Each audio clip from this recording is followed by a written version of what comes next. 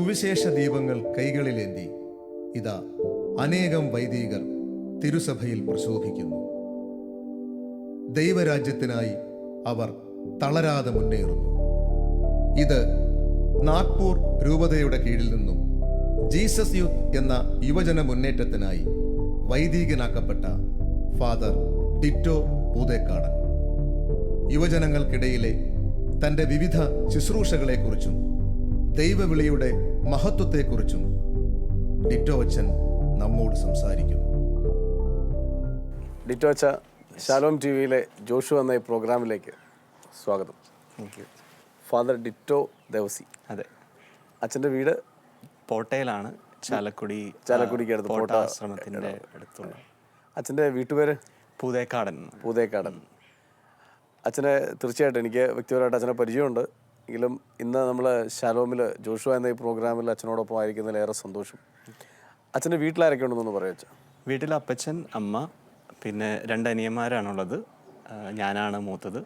അനിയന്മാരിൽ ഒരാളുടെ, എന്നെക്കാളും തൊട്ട് താഴെയുള്ള അനിയൻ്റെ വിവാഹം കഴിഞ്ഞു. ഇപ്പോൾ അനിയത്തിയും അതോടൊപ്പം തന്നെ കൊച്ചു ഭാവിയുണ്ട് വീട്ടിൽ. ഏറ്റവും താഴെയുള്ള അനിയനും വീട്ടിൽ തന്നെയായിരിക്കുന്നു. അപ്പോൾ 3 ആമക്കളിൽ മൂത്ത ആളാണ്. അതെ അതെ. അച്ഛൻ ഇപ്പോൾ ജീസസ് യൂത്ത് മുന്നേറ്റത്തിന് വേണ്ടി അച്ഛനായിരിക്കുന്ന അച്ഛനാണ്. അതെ, തീർച്ചയായിട്ടും. അതിൻ്റെ തീർച്ചയായിട്ടും എങ്ങനെ അത് കൂടുതൽ വിശദാംശങ്ങളിലേക്ക് നമ്മൾ പോകണം. അതിനു മുമ്പ് എങ്ങനെയാണ് അച്ഛൻ്റെ ഒരു ദൈവവിളി അച്ഛൻ്റെ ജീവിതത്തിൽ അച്ഛൻ തിരിച്ചറിഞ്ഞത്?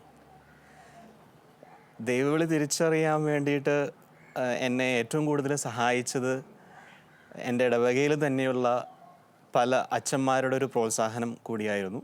കാരണം 6ാം ക്ലാസ്സിൽ പഠിക്കുമ്പോഴാണ് ഞാൻ അൾത്താര ബാലനായിട്ട് ശുശ്രൂഷ ചെയ്യുന്നത്.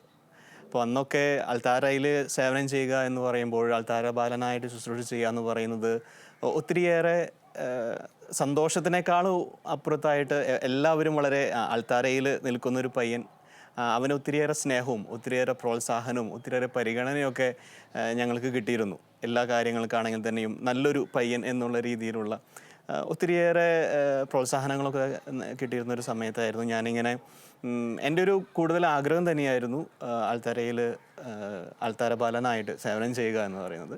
6ാം ക്ലാസ്സിലായപ്പോഴാണ് ആദ്യ കുർബാന സ്വീകരണം 4ാം ക്ലാസ്സിൽ വെച്ച് കഴിഞ്ഞു. അത് കഴിഞ്ഞ് 2 വർഷം കൂടിയും കഴിഞ്ഞിട്ടാണ് ഞാൻ അൾത്താര ബാലനായിട്ട് സേവനം ചെയ്യാൻ തുടങ്ങുന്നത്. അതെൻ്റെ 10ാം ക്ലാസ് വരെ ഞാനതങ്ങനെ കണ്ടിന്യൂ ചെയ്തുകൊണ്ട് പോയിരുന്നു. അപ്പോൾ എനിക്ക് ഉണ്ടായിരുന്ന ഒരു സന്തോഷം, അൾത്താരയിൽ നിന്ന് വൈദികനോടൊപ്പം ദിവ്യബലിയിൽ സംബന്ധിക്കുമ്പോൾ എൻ്റെ മനസ്സിൽ വന്നുകൊണ്ടിരുന്ന ഒരു സന്തോഷം, അതെനിക്ക് എക്സ്പ്രസ് ചെയ്യാവുന്നതിനേക്കാളപ്പുറത്ത്, അതായത് ഒത്തിരിയേറെ എൻ്റെ അടുത്ത് പറഞ്ഞു തന്നിട്ടുണ്ടായിരുന്നു ഞങ്ങളെ പഠിപ്പിച്ച മറ്റുള്ള ബ്രദേഴ്സ്. ഇടവകയിൽ തന്നെ ഉണ്ടായിരുന്ന വൈദിക പരിശീലനത്തിലിരിക്കുന്ന മറ്റുള്ള ഷമ്മാച്ചന്മാർ തന്നിരുന്നൊരു കാര്യം ഇതായിരുന്നു: നിങ്ങൾ അൾത്താരയിൽ നിൽക്കുമ്പോൾ, വൈദികനോടൊപ്പം നിൽക്കുമ്പോൾ സ്വർഗത്തിലെ മാലാഖമാരുടെ ഒരു സ്ഥാനമാണ് നിങ്ങൾക്കുള്ളത്. അപ്പോൾ അതുകൊണ്ട് നിങ്ങളെ നോക്കുന്ന ജനത്തിനേക്കാൾ അപ്പുറത്തായിട്ട് നിങ്ങൾക്ക് നൽകിയിരിക്കുന്ന സ്ഥാനത്തെ നിങ്ങൾ ഏറ്റവും പരിശുദ്ധിയോടുകൂടെയും ഏറ്റവും അതിനോട് ഉള്ള വിശ്വസ്തത, ഈ 2 കാര്യങ്ങൾ ഇപ്പോഴും എൻ്റെ മനസ്സിൽ വന്നുകൊണ്ടിരുന്ന ഒരു കാര്യമായിരുന്നു. അപ്പോൾ ഇങ്ങനെ അൾത്താരയിൽ സേവനം ചെയ്യാൻ തുടങ്ങിയ സമയത്ത് തന്നെ വൈദികൻ കാസയും പീലാസയും ഉയർത്തിക്കൊണ്ട് ഇത് എൻ്റെ ശരീരമാകുന്നു, ഇതെൻ്റെ രക്തമാകുന്നു എന്ന് പറഞ്ഞു പ്രാർത്ഥിക്കുമ്പോൾ ഞാനും ആ ഒരു പ്രാർത്ഥനയോടൊപ്പം എൻ്റെ മനസ്സിലൊരു പ്രാർത്ഥന ഉയർന്നു വന്നു: ദൈവമേ, നീ ആഗ്രഹിക്കുന്നെങ്കിൽ നിൻ്റെ ഒരു പുരോഹിതനായിട്ട് എന്നെയും മാറ്റിയെടുക്കണമേ എന്ന് ഒരു പ്രാർത്ഥന 6ാം ക്ലാസ്സിൽ പഠിക്കുമ്പോൾ ആൾത്താരയിൽ സേവനം ചെയ്യുമ്പോൾ എൻ്റെ മനസ്സിലുണ്ടായിരുന്നു. ആ ഒരു കാര്യം അന്നൊരു ചെറിയൊരു, നമ്മൾ പറയുന്ന പോലെ ഒരു ചെറിയൊരു തീക്കനൽ എന്ന് പറയാം അതിനെ, അതങ്ങനെ കിടന്നു. 10ാം ക്ലാസ് കഴിഞ്ഞപ്പോഴാണ് ഇതിനെക്കുറിച്ചിട്ട് കൂടുതലായിട്ട് ചിന്തിക്കുവാനും മറ്റു പല അച്ഛന്മാരോട് ഇതിനെക്കുറിച്ച് ആലോചിക്കുവാനും പലരും പല സജഷൻസുമായിട്ട് വന്നു. പക്ഷെ ഒടുവിൽ ഞാൻ CMI സഭയിലാണ് ഏറ്റവും ആദ്യമായിട്ട് വൈദികനാകാനായിട്ടുള്ളൊരു ആഗ്രഹം പ്രകടിപ്പിച്ചു ചെന്നപ്പോൾ CMI സഭയിൽ കോയമ്പത്തൂർ പ്രോവിൻസിൽ നിന്നാണ് എനിക്കൊരു ഓപ്പണിംഗ് കിട്ടുന്നത്. അവർ പറഞ്ഞതനുസരിച്ചിട്ട് 1997 SSLC കഴിഞ്ഞതിന് ശേഷം ഞാൻ CMI സഭയിൽ ചേരുവാണ്. അങ്ങനെയാണ് എൻ്റെ ദൈവവിളിയുമായിട്ട് ബന്ധപ്പെട്ടുള്ള ഒരു പശ്ചാത്തലം കിടക്കുന്നത്. തീർച്ചയായിട്ടും ഏറെ സന്തോഷം. CMI സഭയിൽ ചേർന്ന അച്ഛൻ എങ്ങനെ ജീസസ് യൂത്ത് വൈദികനായി എന്നുള്ളത് നമുക്ക് പറയണം. പക്ഷേ എങ്കിലും അതിന് മുമ്പ് വീട്ടിലെ അപ്പച്ചൻ്റെ അമ്മച്ചിയുടെ കാര്യം പറഞ്ഞല്ലോ. തീർച്ചയായും. അപ്പച്ചൻ്റെ അമ്മച്ചിയുടെ പേരെന്താ അച്ഛൻ? അപ്പച്ചൻ്റെ പേര് ദേവസി. അപ്പച്ചൻ ഞങ്ങളുടെ ഒരു കർഷക കുടുംബമാണ്. അമ്മച്ചി ആനി ദേവസി. ഈ അപ്പച്ചനും അമ്മച്ചിയുമായിട്ട് ബന്ധപ്പെട്ട് പ്രത്യേകിച്ച് ഈ ഒരു ദൈവവിളിയിലേക്കുള്ള വഴികളിൽ ഇവരിൽ ആരെങ്കിലും കുറിച്ച് പ്രത്യേകിച്ച് എന്തെങ്കിലും പരാമർശിക്കാൻ അച്ഛന്? തീർച്ചയായിട്ടും അമ്മച്ചിയുടെ റോൾ എന്ന് പറയുന്നത് വളരെ ഒരു പ്രധാനപ്പെട്ടതാണ്. കാരണം ദൈവവിളിയെക്കുറിച്ച് ചിന്തിക്കുന്നതിന് മുമ്പേ തന്നെ അമ്മച്ചിയുടെ അമ്മ എനിക്ക് നൽകിയൊരു പരിശീലനം, അല്ലെങ്കിൽ എനിക്ക് മാത്രമല്ല എൻ്റെ എൻ്റെ 2 അനിയന്മാർക്കും നൽകിയ ഒരു പരിശീലനം, ഞങ്ങൾക്ക് 3 പേർക്കും കിട്ടിയൊരു പരിശീലനം എന്താണെന്ന് വെച്ച് കഴിഞ്ഞാൽ, സന്ധ്യാപ്രാർത്ഥനയ്ക്ക് പ്രാർത്ഥന കഴിഞ്ഞിട്ടേ അമ്മ ഭക്ഷണം കഴിക്കാനായിട്ട് ഭക്ഷണം തരാറുള്ളൂ. അപ്പോൾ സന്ധ്യാപ്രാർത്ഥന തുടങ്ങുന്ന സമയത്ത് എല്ലാവരും ഞങ്ങളെ 3 പേരെയും വിളിച്ചു നിർത്തി, രൂപത്തിന് തൊട്ട് താഴെ വിളിച്ചു നിർത്തി, ഇരിക്കാൻ പാടില്ല എന്നുള്ളത് അമ്മയുടെ വലിയൊരു നിർബന്ധമായിരുന്നു.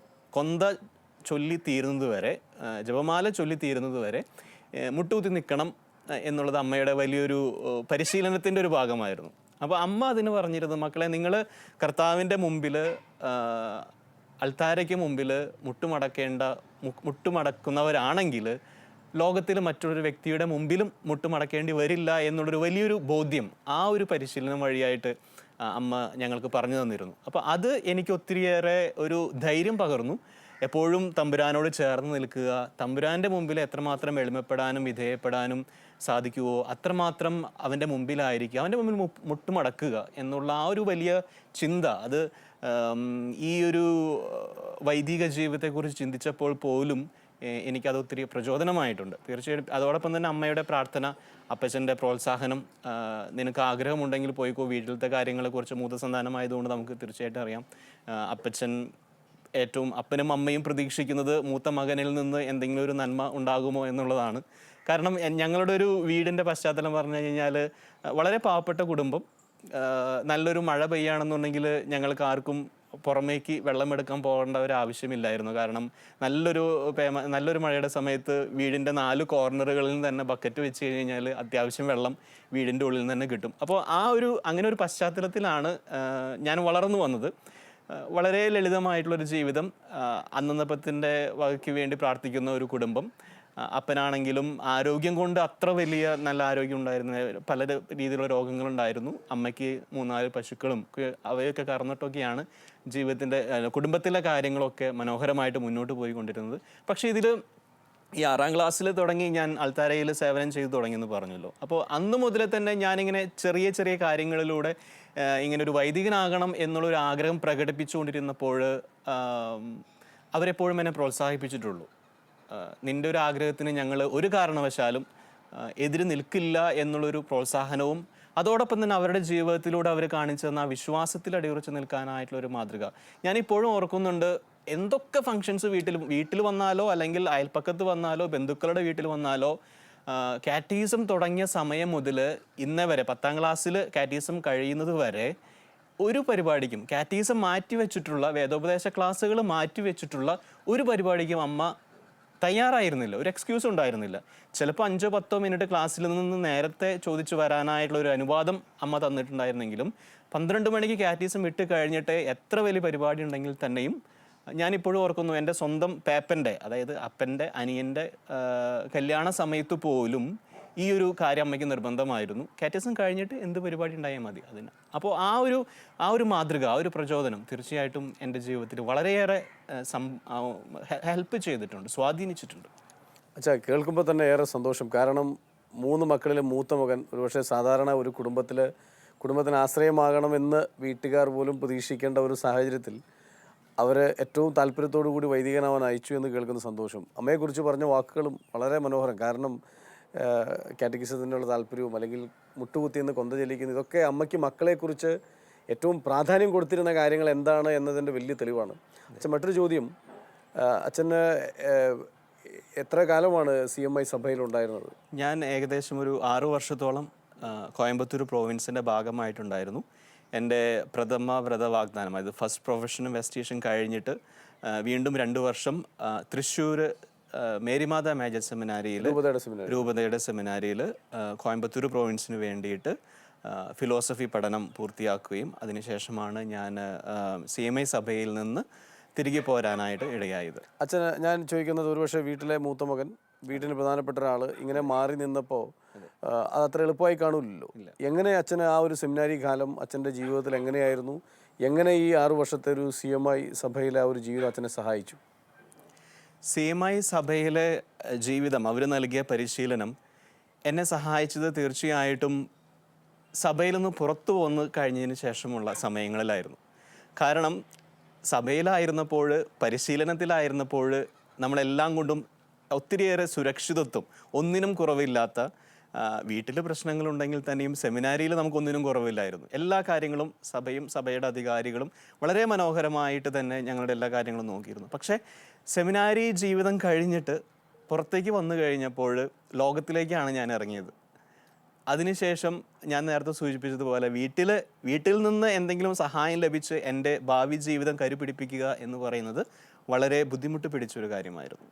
ആ സമയത്താണ് മറ്റു പലർ വഴിയായിട്ടും ചെറിയ ചെറിയ സാമ്പത്തികമായ സഹായത്തിലൂടെ എനിക്ക് പുതിയ ജോലികളിലേക്ക് കടന്നു ചെല്ലാനായിട്ട് പ്രവേശിച്ചത്. പക്ഷേ ഈ ജോലിയുമായിട്ട് ബന്ധപ്പെട്ട് ഞാൻ പ്രവർത്തിക്കാനായിട്ടും അതോടൊപ്പം തന്നെ പല സ്ഥലങ്ങളിലേക്ക് യാത്ര ചെയ്യുവാനും ഒക്കെ തുടങ്ങിയപ്പോൾ, സ്വന്തം കാലിൽ നിൽക്കേണ്ടി വന്നപ്പോഴുണ്ടായിരുന്ന ആ ഒരു ചലഞ്ച്, ഒരു വെല്ലുവിളി, അതിലൂടെ എൻ്റെ ജീവിതത്തിലേക്ക് കടന്നു വന്ന പല വിധത്തിലുള്ള സംഘർഷങ്ങൾ, ഇവയൊക്കെ കർത്താവിൻ്റെ മുമ്പിൽ ഇരുന്നു കൊണ്ട് ഇതിൻ്റെയൊക്കെ അർത്ഥം എന്താണ്, ഇത്ര നാളും വളരെ മനോഹരമായിട്ട് സെമിനാരിയിൽ ആർക്കും ഒരു കുഴപ്പമില്ലാതെ ഒരു നല്ലൊരു സഹോദരൻ അല്ലെങ്കിൽ നല്ലൊരു ബ്രദർ എന്നുള്ള രീതിയിൽ കണ്ടിട്ട് പോലും അവസാനം സെമിനാരി ജീവിതം ഉപേക്ഷിക്കേണ്ടി വന്നപ്പോൾ, നാട്ടിലും വീട്ടിലും വന്നപ്പോൾ ലഭിച്ചൊരു സ്വീകരണം നമുക്ക് എല്ലാവർക്കും അറിയാം. അതത്രം ഒരു പോസിറ്റീവായിട്ടുള്ള ഒന്നായിരിക്കില്ല.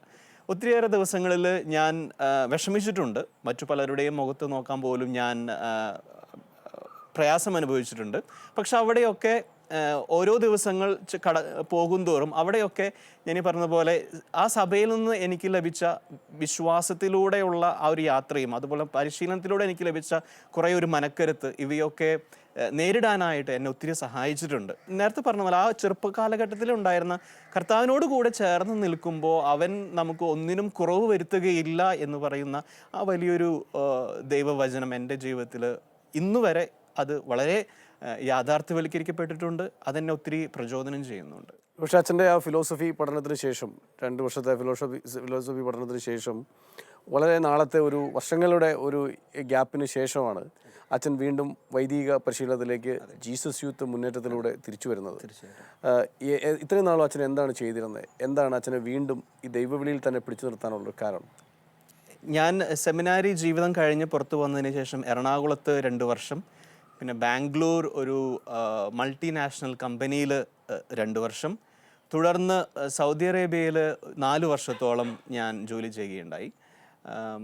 സൗദി അറേബ്യയിലേക്ക് കടന്നു ചെല്ലാനായിട്ട് ഇടയായ കാരണം, ഞാൻ ഒരിക്കൽ പോലും ഗൾഫ് രാജ്യങ്ങളിൽ ജോലി ചെയ്യുവാനായിട്ടൊരു സാഹചര്യം ഉണ്ടാകും, അങ്ങനൊരു അവസരം എനിക്ക് ലഭിക്കും എന്ന് ഞാൻ ഒരിക്കലും കരുതിയിരുന്നതല്ല.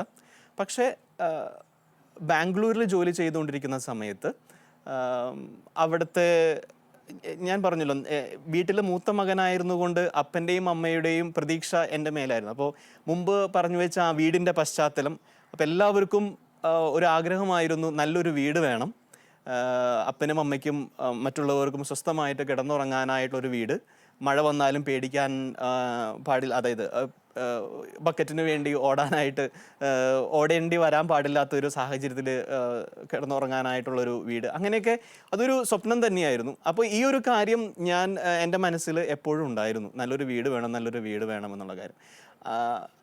അങ്ങനെയാണ് സെമിനാരിയിൽ വന്നതിന് ശേഷം പെട്ടെന്ന് തന്നെ ജോലിക്ക് വേണ്ടിയിട്ടുള്ള ഓരോ പരിശ്രമങ്ങൾ തുടങ്ങുന്നത്. എനിക്ക് ആദ്യമായിട്ട് ലഭിച്ച ജോലി എന്ന് പറയുന്നത് വെറും 2500 രൂപയ്ക്കായിരുന്നു. 2004 ഞാൻ ജോലി ചെയ്തു തുടങ്ങുന്നത്.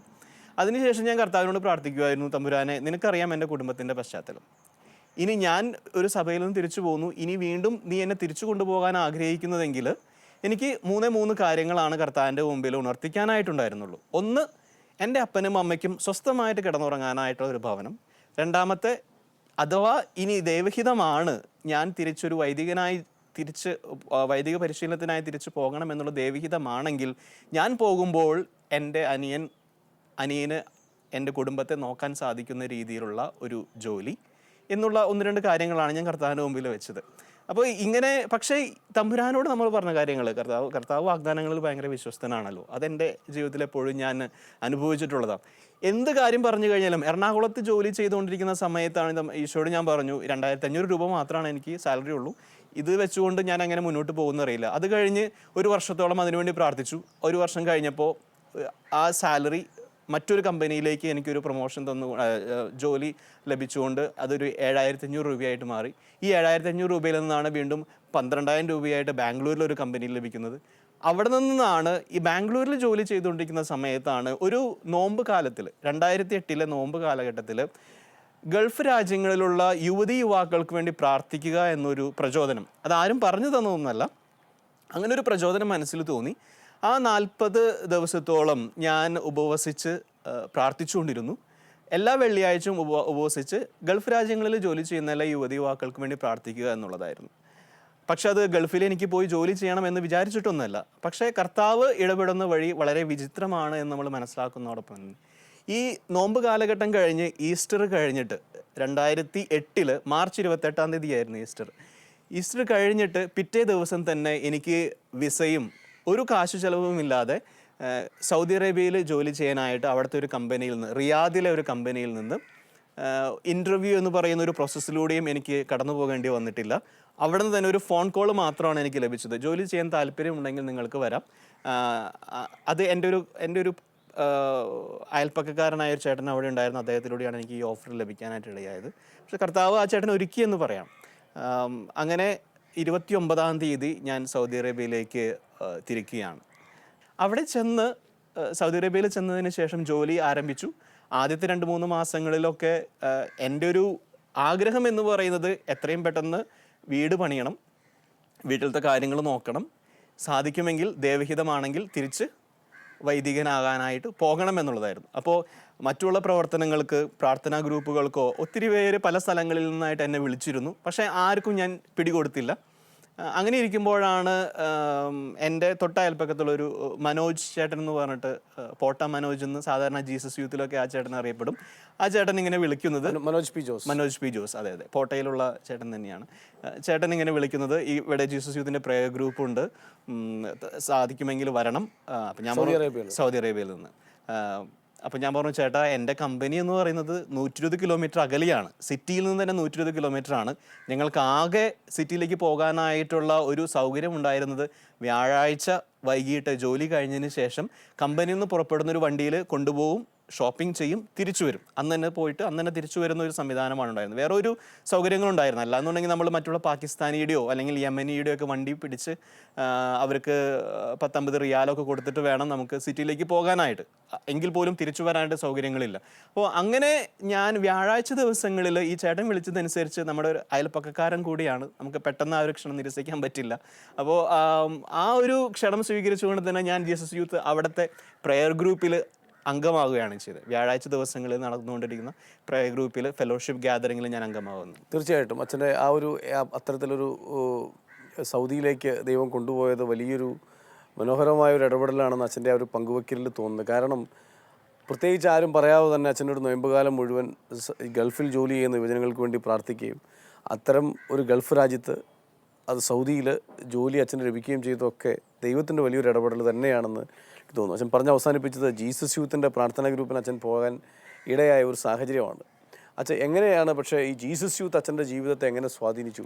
ഞാൻ കൂടുതൽ ആകാംക്ഷാഭരിതനാകുന്നത് ഒരു കാര്യം, തീർച്ചയായിട്ടും എനിക്ക് അച്ഛൻ ജീസസ് യൂത്തിൻ്റെ പ്രീസ്റ്റ് ആയതുകൊണ്ട്, ഞാനും ഒരു ജീസസ് യൂത്ത് ആയതുകൊണ്ട് എനിക്ക് അതിനെക്കുറിച്ച് കുറച്ച് കാര്യങ്ങൾ അറിയാം. എങ്കിലും ഞാൻ കൂടുതൽ ആകാംക്ഷയോടെ ഞാൻ ചോദിക്കുന്നത്, എങ്ങനെ പക്ഷെ ദൈവവിളി തിരിച്ച്, അല്ലെങ്കിൽ ആ ദൈവവിളിയിലേക്ക് മടങ്ങി വരാൻ, വൈദിക ദൈവവിളിയിലേക്ക് മടങ്ങി വരാൻ ജീസസ് യൂത്തിനുമായിട്ടുള്ള ഈ ബന്ധം അച്ഛനെ സഹായിച്ചിട്ടുണ്ടോ, അതോ മറ്റെന്തെങ്കിലും കാരണങ്ങളുടെ പേരിലാണോ?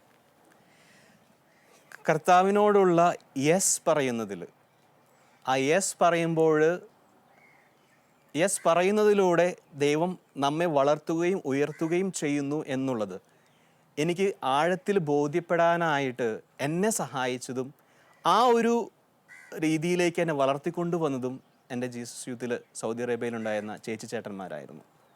കാരണം ഞാൻ പറഞ്ഞില്ലേ, ഒരു 4 വർഷത്തോളം ഞാൻ പല ജോലികൾ സൗദി അറേബ്യയിലേക്ക് വരുന്നതിന് മുമ്പ് 4 വർഷത്തോളം ജോലി ചെയ്തുകൊണ്ട് ലോകത്തിലായിരുന്നു.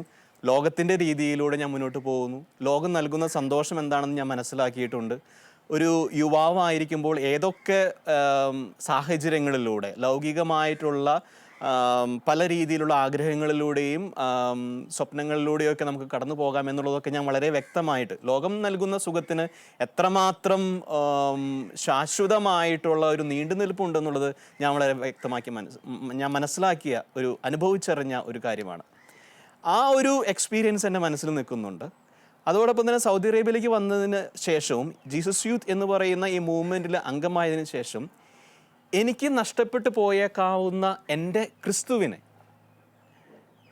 ഞാനിപ്പോഴും എനിക്ക് ഉള്ളു തുറന്ന് പറയാൻ സാധിക്കും. ഒരു പക്ഷേ സൗദി അറേബ്യയിൽ വന്നതിന് ശേഷം ഈ ജീസസ് യൂത്ത് മൂവ്മെൻറ്റിനെ ഞാൻ പരിചയപ്പെട്ടില്ലായിരുന്നെങ്കിൽ, നാട്ടിൽ ഞാൻ ജീസസ് യൂത്ത് ആയിരുന്നില്ല, ജീസസ് യൂത്ത് പ്രയർ ഗ്രൂപ്പിൽ ഞാൻ പോയിരുന്നില്ല, ഇവിടെ വന്നിട്ട് എനിക്കത് ലഭിച്ചില്ലായിരുന്നെങ്കിൽ ഞാൻ ഇന്ന് ഏതെങ്കിലും ഒരു മൾട്ടിനാഷണൽ കമ്പനിയിലോ ഏതെങ്കിലും രാജ്യത്ത് ജോലി ചെയ്യുന്ന ഒരു യുവാവായിട്ട് നിൽക്കേണ്ടവനായിരുന്നിരിക്കാം.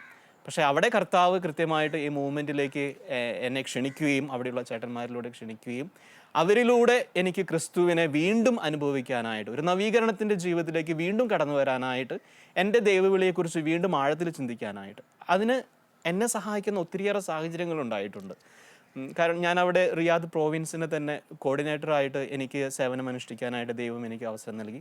അതിനുശേഷം നാഷണൽ ടീമിനെ തന്നെ സെക്രട്ടറി ആയിട്ട്, പിന്നെ മിഡിൽ ഈസ്റ്റ് ടീമിൻ്റെ ഭാഗമായിട്ട് തീരാനായിട്ട്, ഇങ്ങനെ. പക്ഷേ ഇതിനൊക്കെ അതൊന്നും എൻ്റെ ടൈറ്റിലായിട്ടോ എനിക്ക് എന്നെ തന്നെ വിശേഷിപ്പിക്കുന്ന രീതിയിലല്ല. പക്ഷേ ദൈവം ചോദിച്ചപ്പോൾ ഈ ഒരു ഉത്തരവാദിത്തം ഏറ്റെടുക്കാനായിട്ട്, അത് റിയാദ് പ്രോവിൻസിൽ ഞാൻ ജീസസ് യൂത്ത് മൂവ്മെൻറ്റിൽ അംഗമായി ചേർന്നതിന് ശേഷം ഏകദേശം 1.5 വർഷം കഴിഞ്ഞപ്പോഴാണ് അവിടെയുള്ള എൽഡേഴ്സ്, ആനിമേറ്റേഴ്സ് എന്നെ വിളിച്ചിട്ട് ഇതുപോലെ തന്നെ ഒരു സർവീസ് ടീമിൻ്റെ ഡിസേൺമെൻറ്റ് പ്രോസസ്സ് നടന്നുകൊണ്ടിരിക്കുന്ന സമയത്ത് എന്നോട് ചോദിക്കുന്നത്, ഡിറ്റോ ഈ ഒരു ഉത്തരവാദിത്തം ഏറ്റെടുക്കാനായിട്ട് കർത്താവ് ആഗ്രഹിക്കുന്നു, നീ അത് ഏറ്റെടുക്കാനായിട്ട് തയ്യാറാണോ എന്ന് ചോദിച്ചു. ഞാനിത് ജീസസ് യൂത്ത് മൂവ്മെൻറ്റിൽ വന്നിട്ട് 1.5 വർഷമേ ആയിട്ടുള്ളൂ. ഫോർമേഷൻ ഞാൻ സംബന്ധിച്ചിട്ടുണ്ട്. ഏകദേശം 1 വർഷത്തോളം നീണ്ടു നിൽക്കുന്ന ഫോർമേഷനിലൂടെ ഞാൻ കടന്നു പോയിട്ടുണ്ട്. പക്ഷേ ഒരു പ്രോവിൻസിനെ നയിക്കാൻ സാധിക്കുന്ന രീതിയിലുള്ള ഒരു എന്താ പറയുക, ആ രീതിയിലുള്ള ഒരു അനുഭവ സമ്പത്തോ ഒന്നും എൻ്റെ കയ്യിലില്ല. പക്ഷേ അവിടെയുള്ള ചേട്ടന്മാർ പറഞ്ഞു, നീ ഇത് ഏറ്റെടുക്കണം, അതാണ് കർത്താവിൻ്റെ ഹിതം, ഞങ്ങളൊക്കെ കൂടെയുണ്ട്, തമ്പുരാൻ മറ്റുള്ള കാര്യങ്ങളൊക്കെ നോക്കിക്കൊള്ളും. ഈ ഒരു വാചകം കേട്ടതോടുകൂടി, ഞങ്ങളൊക്കെ കൂടെയുണ്ട്, തമ്പുരാൻ നോക്കിക്കൊള്ളും എന്ന് കേട്ടതോടുകൂടി എനിക്ക് കൂടുതൽ അതായത് ഞാൻ ആ ഒരു തെരഞ്ഞെടുപ്പിനെ ഞാൻ സ്വാഗതം ചെയ്തു, ഞാൻ സ്വീകരിച്ചു. അന്ന് പറഞ്ഞ യെസ്, അത് കർത്താവ് എന്നെ ഞാൻ പോലും വിചാരിക്കാത്ത രാജ്യങ്ങളിലേക്ക്, ഞാൻ ഒരിക്കൽ പോലും എൻ്റെ ജീവിതത്തിൽ കാണില്ല എന്ന് വിചാരിച്ചിരുന്ന അനേകം ജനങ്ങളിലേക്ക് എൻ്റെ ഉള്ള കഴിവ് വെച്ചിട്ട്, നമ്മൾ മോശയെയും ജെറമിയെയും ഒക്കെ കർത്താവ് എടുത്ത് ഉപയോഗിച്ചതുപോലെ തികച്ചും അപരിചിതരായിട്ടുള്ള ജനങ്ങളിലേക്ക് കർത്താവിൻ്റെ സുവിശേഷവുമായിട്ട് കടന്നു ചെല്ലാനായിട്ട് എനിക്ക് സാധിച്ചിട്ടുണ്ട്. ഞാൻ പറഞ്ഞില്ലേ, 25,000 രൂപയ്ക്കാണ് സൗദി അറേബ്യയിൽ ഞാൻ ജോലി ചെയ്തു തുടങ്ങിയത്. അതിങ്ങനെ ഓരോ വർഷം കഴിയും തോറും പതുക്കെ മറ്റു പലർക്കും കിട്ടാത്ത രീതിയിലുള്ള പ്രൊമോഷൻസ് എനിക്ക് കിട്ടി. സാധാരണ 4% ഒരു ഗൾഫ് രാജ്യത്ത് ജോലി ചെയ്യുന്ന ആദ്യ വർഷം കഴിഞ്ഞിട്ട് 2ാമത്തെ വർഷത്തിൽ കോൺട്രാക്ട് റിന്യൂ ചെയ്യുന്ന ഒരു വ്യക്തിക്ക് കൊടുക്കുക. പക്ഷേ തമ്പുരാൻ വീണ്ടും അവിടെ ഇടപെടുകയാണ്. എനിക്ക് അതിനേക്കാളും ഉയർന്ന രീതിയിൽ ഏകദേശം ഒരു 5,000 രൂപയോളം എനിക്ക് വീണ്ടും അതേ പ്രൊമോഷൻ നൽകി. പിന്നെ അവിടെ നിന്ന് അങ്ങോട്ട് ഓരോ വർഷത്തിലും ഇതുപോലുള്ള ആനുകൂല്യങ്ങൾ എനിക്ക് ലഭിക്കുകയുണ്ടായി. ജോലി അവസാനിപ്പിച്ച് ഞാൻ തിരിച്ചു പോരുമ്പോൾ എനിക്ക് ഏകദേശം ഒരു 35,000 രൂപയോളം സാലറി ഉണ്ടായിരുന്നു. എല്ലാ മാസവും സാലറി കയ്യിൽ കിട്ടുമ്പോൾ എനിക്ക് സന്തോഷമുണ്ടായിരുന്നു, തീർച്ചയായിട്ടും. കാരണം എനിക്കൊരു സ്വപ്നമുണ്ട്, എൻ്റെ മാതാപിതാക്കൾക്ക് കിടന്നുറങ്ങാനായിട്ട് മനോഹരമായിട്ടൊരു വീട്. പക്ഷേ ഈ ഒരു സന്തോഷത്തിനേക്കാൾ അപ്പുറത്തായിട്ട് വ്യാഴാഴ്ച ദിവസങ്ങളിൽ ഈ ഫെലോഷിപ്പ് ഗ്യാതറിങ് കഴിഞ്ഞു കഴിഞ്ഞാൽ വ്യാഴാഴ്ച ദിവസങ്ങളിൽ ഞങ്ങളിങ്ങനെ 3-4 പേര് ഒരു ചെറിയ മെഴുകുതിരി വെട്ടത്തിൻ്റെ ചുറ്റുവട്ടം ഇരുന്നിട്ട് ഞങ്ങൾ ഒരുമിച്ചിരുന്ന് പ്രാർത്ഥിക്കുമായിരുന്നു. ആ ഒരു പ്രാർത്ഥനയിൽ കിട്ടുന്ന ശക്തിയായിരുന്നു വെള്ളിയാഴ്ച ദിവസങ്ങളിൽ ബ്രേക്ക്ഫാസ്റ്റ് കഴിഞ്ഞ് കഴിഞ്ഞാൽ അവിടെ ഉണ്ടായിരുന്ന ചുറ്റുവട്ടം ഉണ്ടായിരുന്ന ലേബർ ക്യാമ്പുകളിലേക്ക്, ഒരു പരിചയമില്ലാത്ത ലേബർ ക്യാമ്പുകളിലേക്ക് പോകാനായിട്ട് ഞങ്ങൾക്ക് പ്രേരണ നൽകിയതും അതിന് ഞങ്ങളെ ഒത്തിരിയേറെ ശക്തിപ്പെടുത്തിയതും. ഈ ലേബർ ക്യാമ്പുകളിലേക്ക് കടന്നു ചെല്ലുമ്പോൾ ആരും സംസാരിക്കാനില്ലാതെ ആരുടെത്തെങ്കിലും ഒന്ന് മനസ്സ് തുറന്നാൽ മതി എന്ന് പറഞ്ഞുകൊണ്ട് വിഷമിച്ച് കഴിയുന്ന ഒത്തിരിയേറെ യുവജനങ്ങളുണ്ട്. ഇവരുടെ അടുത്തൊക്കെ നിന്ന് ഇതുപോലെ നമ്മൾ സംസാരിക്കുന്നത് പോലെ ഒരുമിച്ചിരുന്ന് അവരോടൊപ്പം ഇരുന്ന് സംസാരിക്കുകയും അവരുടെ കയ്യിലുള്ളത് എന്തോ അത് അവരോടൊപ്പം ഇരുന്ന് ഭക്ഷണം കഴിക്കുകയും ചെയ്യുമ്പോൾ ഞങ്ങൾ അനുഭവിച്ചിരുന്ന സന്തോഷം, ഞങ്ങൾ അനുഭവിച്ചിരുന്ന ഒരു ആ ഒരു ദൈവിക സന്തോഷം മറ്റുള്ളവർക്ക് കൂടെ പകർന്നു കൊടുക്കുമ്പോൾ അത് ഞങ്ങൾക്ക് നൽകിയിരുന്ന ആ ഒരു സംതൃപ്തി, അത് ഞാൻ പറഞ്ഞില്ലേ, ഈ 25,000-ഉം ഈ 35,000-ഉം നൽകുന്നതിനേക്കാൾ അപ്പുറത്തുമായിരുന്നു. അച്ഛാ, തീർച്ചയായിട്ടും അച്ഛൻ പറയുമ്പോൾ തന്നെ അച്ഛന് ആ ഒരു ജീസസ് യൂത്ത് മുന്നേറ്റം അച്ഛൻ്റെ ജീവിതത്തെ എങ്ങനെ സ്വാധീനിച്ചു എന്നുള്ളത് വളരെ വ്യക്തമാണ്. പക്ഷേ ഞാൻ വീണ്ടും എൻ്റെ ഒരുപക്ഷെ നമുക്ക് ഈ എപ്പിസോഡിലെ ഒരു അവസാന ഭാഗത്തേക്ക് എത്തണം, ഒരു അവസാനത്തെ ക്വസ്റ്റ്യൻ. പക്ഷേ എങ്ങനെ ഈ ഒരു വൈദിക ജീവിതത്തിലേക്ക് അവസാനം എങ്ങനെ മടങ്ങിയെത്തി, എങ്ങനെ ജീസസ് യൂത്ത് വൈദിക പരിശീലനത്തിലേക്ക് അച്ഛനെത്തി? എനിക്ക് നഷ്ടപ്പെട്ടേക്കാമായിരുന്ന എൻ്റെ ക്രിസ്തു ലോകത്തിൻ്റെ വ്യഗ്രതകളിൽപ്പെട്ട് ഒരു പക്ഷേ ഒരു നോർമൽ രീതിയിലുള്ള ഒരു ക്രൈസ്തവനായിട്ട് ഞാൻ ജീവിച്ചേക്കാം. പക്ഷേ ആഴമേറിയ ദൈവാനുഭവത്തിലും ആ ക്രിസ്തുവിനെ പകർന്നു കൊടുക്കാനായിട്ട് തുടങ്ങിയപ്പോൾ എൻ്റെ ജീവിതത്തിൽ വന്ന മാറ്റങ്ങൾ, അതിൽ നിന്ന് എനിക്ക് കിട്ടിയ സന്തോഷം, അത് എനിക്ക് നൽകിയത് ജീസസ് യൂത്ത് മൂവ്മെൻറ്റിലെ ചേട്ടന്മാരും ചേച്ചിമാരാണ്. അതുകൊണ്ട് എനിക്ക് ലഭിച്ച ആ ക്രിസ്തുവിനെ, ഇതുപോലെ ക്രിസ്തുവിനെ കാത്തു കഴിയുന്ന അല്ലെങ്കിൽ ക്രിസ്തുവിൻ്റെ സ്നേഹം അനുഭവിക്കാനായിട്ട് ഒത്തിരിയേറെ വെമ്പൽ കൊള്ളുന്ന അനേകാരം യുവജനങ്ങളുണ്ട് നമ്മുടെ ചുറ്റുമായിട്ട്, പല രാജ്യങ്ങളിലായിട്ട്. ക്രിസ്തു ആരാണെന്ന് അറിയാത്ത, ക്രിസ്തുവിൻ്റെ സ്നേഹം എന്താണെന്ന് അറിയാത്ത അനേകം യുവജനങ്ങളുണ്ട്. അവരിലേക്ക് കടന്നു ചെല്ലാനായിട്ട് ആ ഒരു പ്രചോദനം ലഭിച്ചത് ജീസസ് യൂത്ത് മൂവ്മെൻറ്റിൽ നിന്നാണ്. അങ്ങനെയെങ്കിൽ ആ ജീസസ് യൂത്ത് മൂവ്മെൻറ്റിലൂടെ തന്നെ ദൈവം എന്നിൽ നിക്ഷേപിക്കാനായിട്ട് ഉദ്ദേശിക്കുന്ന ആ ദൗത്യം തുറന്നു കൊണ്ടുപോകാനായിട്ട് ഞാൻ ആഗ്രഹിച്ചു. ആ ഒരു ആഗ്രഹം ഞാൻ മൂവ്മെൻറ്റിലുള്ള അതിൻ്റെ ഉത്തരവാദിത്തപ്പെട്ട വ്യക്തികളോട് തുറന്നു പറഞ്ഞു. ആ ഒരു അവരുടെയും കൂടെ ഒരു സപ്പോർട്ടും അവരുടെയും കൂടെ ഒരു സഹായവും ലഭിച്ചതിനനുസരിച്ചിട്ട് ഞാൻ വീണ്ടും നാഗ്പൂർ രൂപതയിൽ പിതാവിൻ്റെ സമ്മതത്തോടു കൂടി തന്നെ നാഗ്പൂർ രൂപതയിൽ ചേർന്നു. തുടർന്ന് വീണ്ടും പരിശീലനം ഞാൻ ഒരിടയ്ക്ക് അവസാനിപ്പിച്ച ആ വൈദിക പരിശീലനം വീണ്ടും തുടങ്ങുകയാണ് ചെയ്തത്. അപ്പോൾ മൂവ്മെൻറ്റിൽ നിന്നാണ് എനിക്ക് എൻ്റെ ക്രിസ്തുവിനെ ലഭിച്ചത്. മൂവ്മെൻറ്റിൽ നിന്നാണ് ക്രിസ്തുവിൻ്റെ സ്നേഹത്തിൽ ആഴപ്പെടാൻ സാധിച്ചത്. ആ മൂവ്മെൻറ്റിലൂടെ തന്നെ അനേകം യുവജനങ്ങൾക്ക് ആ ക്രിസ്തുവിനെ പറഞ്ഞു കൊടുക്കാനായിട്ടുള്ള ഒരു ആഗ്രഹം. അച്ഛാ, തീർച്ചയായിട്ടും അനേകം ചെറുപ്പക്കാർ ജീസസ് യൂത്തിലൂടെ ദൈവവിളി കണ്ടെത്തിയിട്ടുണ്ട്, വൈദിക ജീവിതത്തിലേക്കും സന്യസ്ത ജീവിതത്തിലേക്കും. പക്ഷെ അച്ഛൻ പറയുമ്പോൾ ജീസസ് യൂത്തിന് വേണ്ടി വൈദികനായ ഒരാളാണ് അച്ഛൻ. പക്ഷെ അച്ഛൻ വീണ്ടും പറയുമ്പോൾ നാഗ്പൂർ രൂപതയ്ക്ക് വേണ്ടിയാണ്. അതൊന്ന് കുറച്ച് വ്യക്തതയ്ക്ക് വേണ്ടി ഒന്ന് ക്ലാരിഫൈ ചെയ്യാമോ? ജീസസ് യൂത്തിൻ്റെ വൈദികനായി എന്ന് പറയുമ്പോഴും നാഗ്പൂർ രൂപത, ഇത് രണ്ടും തമ്മിലുള്ള ബന്ധം എന്താണ്? കാനോനിക നിയമം അനുസരിച്ച് നമ്മൾ ഏതെങ്കിലും ഒരു രൂപതയിൽ ഇൻകാർഡിനേഷൻ എന്ന് പറയും, ഇൻകാർഡിനേറ്റ് ചെയ്യപ്പെടണം ഒരു വൈദികൻ. ആ ഒരു കാര്യമാണ് നാഗ്പൂർ രൂപതയിൽ ചെയ്തിരിക്കുന്നത്. ഏത് എടുത്തു നോക്കുകയാണെന്നുണ്ടെങ്കിലും ഫാദർ ഡിറ്റോ പൂതേക്കാടൻ അത് നാഗ്പൂർ രൂപതയിലെ വൈദികനാണ്. പക്ഷേ രൂപതയും ജീസസ് യൂത്തുമായിട്ടുള്ള ഒരു എഗ്രിമെൻറ്റ് ജീവിതാന്ത്യം വരെയും മൂവ്മെൻറ്റിന് വേണ്ടിയിട്ട് മിനിസ്ട്രി ചെയ്യുവാനായിട്ട് അവിടെ നിന്ന് പിതാവിൻ്റെയും ബിഷപ്പ് കൗൺസിലിൻ്റെ പൂർണ്ണമായ സമ്മതത്തോടു കൂടി തന്നെ സ്വാതന്ത്ര്യം നൽകിയിരിക്കുകയാണ്. അപ്പോൾ ഞാൻ ചെയ്യാൻ പോകുന്നത്, ഇനി തുടർന്നുള്ള ഓരോ കാലഘട്ടത്തിലും ഞാൻ ചെയ്യാൻ പോകുന്നത് മൂവ്മെൻറ്റുമായിട്ട് ബന്ധപ്പെട്ട കാര്യമായിരിക്കും. പക്ഷേ അതേസമയം ഞാൻ നാഗ്പൂർ രൂപതയിൽപ്പെട്ട വൈദികനായിരിക്കുകയും ചെയ്യും. തീർച്ചയായിട്ടും ആർച്ച് ബിഷപ്പ് എബ്രഹാം ബിരുദകുളങ്ങര പിതാവ്, നമ്മൾ വളരെ സ്നേഹമുള്ള പിതാവ്, മരണപ്പെട്ടിട്ട് ഇപ്പോൾ ഒരു വർഷത്തിന് അല്ലെങ്കിൽ 6-7 മാസം അല്ലെങ്കിൽ 8 മാസത്തോളം കഴിഞ്ഞിട്ടേ ഉള്ളൂ മരണപ്പെട്ടിട്ട്. ആർച്ച് ബിഷപ്പ് എബ്രഹാം പിതാവിൻ്റെ ഒരു വലിയ ഒരു അനുഗ്രഹം കൂടിയായിരുന്നു തീർച്ചയായിട്ടും ആ ഇൻകാർഡിനേഷൻ. അച്ഛൻ പറയുമ്പോൾ എനിക്കും കൂടെ അത് അറിയാവുന്നത് കൊണ്ട് തന്നെ ഞാനത് വീണ്ടും ഏറ്റു പറയുന്നു. തീർച്ചയായിട്ടും അച്ഛൻ ആ ഒരു വൈദിക പരിശീലനത്തിലേക്ക് വന്നതിന് ശേഷം അച്ഛൻ്റെ പിന്നീടുള്ള പഠനങ്ങൾ എങ്ങനെയായിരുന്നു, എങ്ങനെ വൈദികനായതിനു ശേഷം അച്ഛൻ എവിടെയായിരുന്നു, ഇത്തരം വിശേഷങ്ങൾ അടുത്ത എപ്പിസോഡിൽ നമുക്ക് തീർച്ചയായിട്ടും പങ്കുവെക്കണം. പക്ഷേ ഈ ആദ്യ എപ്പിസോഡിൽ ഫാദർ ഡിറ്റോ ദേവസി പൂതേക്കാടൻ പോട്ടയിൽ നിന്ന് എങ്ങനെ ദൈവവിളി തിരിച്ചറിഞ്ഞു, ഏറ്റവും മനോഹരമായ കാര്യം മാതാപിതാക്കളിൽ നിന്നും കുടുംബത്തിൽ നിന്നും ഇടവക ദേവാലയത്തിൽ നിന്നും കിട്ടിയ പ്രചോദനങ്ങൾക്ക് CMI സഭ വളരെ മനോഹരമായ ഒരു അടിത്തറയിട്ടപ്പോൾ അത് ജീസസ് യൂത്ത് മുന്നേറ്റത്തിന് അതിലൂടെ സഭയ്ക്ക് വീണ്ടും ഒരു അനുഗ്രഹമായി എന്നുള്ള ഏറ്റവും മനോഹരമായ ഒരു കഥയാണ് അച്ഛൻ പറഞ്ഞത്. ഈ ആദ്യ എപ്പിസോഡിലെ പങ്കുവെക്കലുകൾക്ക് ഏറെ നന്ദി അച്ഛൻ. Thank you. ശിമയോനും യാക്കോബും യോഹന്നാനും വലകഴുകും വലക്കാരും വഞ്ചിക്കാരും. ശിമയോനും യാക്കോബും യോഹന്നാനും വലകഴുകും വലക്കാരും വഞ്ചിക്കാരും. ഒരു നിമിഷം കേൾക്കാമോ നിങ്ങൾക്കായി നൽകാം ഞാൻ ഇന്നൊരു സന്ദേശം. നിങ്ങളെ സാക്ഷാൽ മുക്കുവരാക്കാൻ ഉതകും സുവിശേഷം. നിങ്ങളെ സാക്ഷാൽ മുക്കുവരാക്കാൻ ഉതകും സുവിശേഷം. ആഴക്കടലിൽ പോകുവിൻ, ആഴത്തിൽ വലയെറിയുവിൻ. ആഴക്കടലിൽ പോകുവിൻ,